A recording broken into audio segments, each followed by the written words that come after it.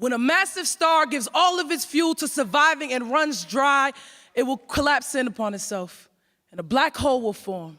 The collapse will cause an exploding star or a supernova, and parts of that star will be blasted into space. However, the gravity of a black hole is so strong, they say nothing, not even light can escape it. Before I knew who she was, the city told me stories of my mother, of her days on stages like this one, how the hood lined up to see her perform, say she was destined to be a star. And those stories always end with, and then something went wrong, and then she went dark. Say she had her first child in the middle of her first breakdown and hasn't stopped having either since. They recite life didn't deal her cards fairly, like an epitaph across her body. My mother is a black hole now.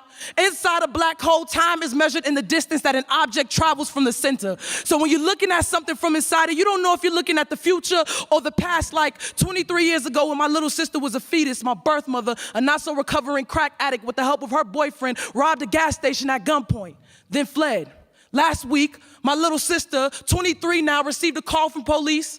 My birth mother was arrested, high, for the 23-year-old robbery, and it's hard to know if we're looking at the future or the past or if the light traveled at all. I fear the day I will stray too far from where I was born, and just when I think myself to be a supernova, her gravity will render me missing, come back to find me, shove me into the dark of her inescapable body. She will call her gravity love. I will fill it a casket. I will have to remember that this is how black holes love, and I swear I know she loves us. My second oldest sister knew it too.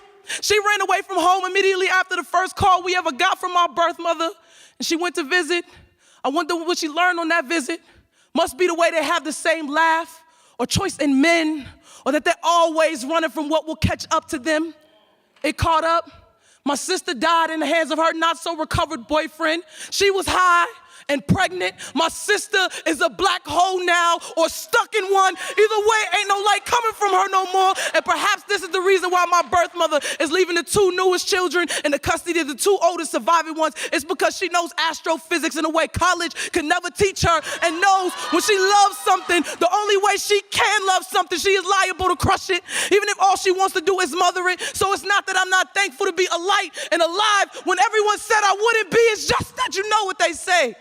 The light don't fall too far from the black hole, and neither of us have ever traveled far enough to know if that's true or not. I swear most days my head be in the stars. Even when my body won't get out of bed, I think my body's so afraid it's gonna inherit her epitaph, it won't even try. You can't call what ain't try to fail you, can't pronounce what ain't lived dead, and this here future is rooted so far back to our past is holding hands with our future, and ain't this the space-time continuum?